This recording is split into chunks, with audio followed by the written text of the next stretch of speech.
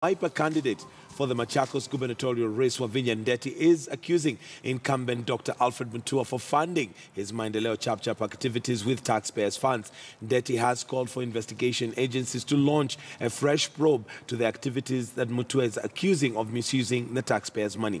Now, she was speaking at a forum with a section of Matatu Owners Association from Machakos County who vowed to back her bid to unseat the incumbent. The group endorsed Wavinya's candidature, saying they are not satisfied with the current leadership.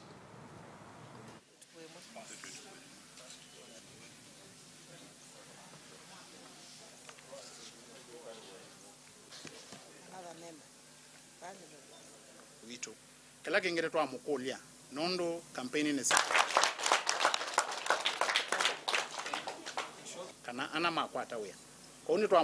he can play around with taxes like that, saying that he's not collecting taxes, but there are taxes that are being collected in Athi River for sand harvesting, water and all that.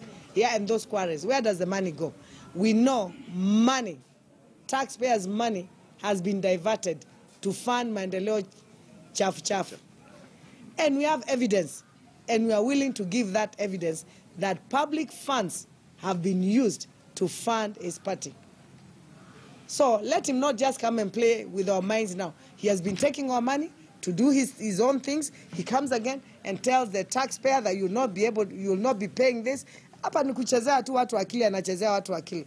Lakini watu wa Machakos wameamka. Watu wa Machakos hawasemi wataki kulipa kodi, lakini wanasema sisi tukilipa kodi yetu, once we pay our taxes, we want to see, we want to see development. Kama ni bus parks wajengewe.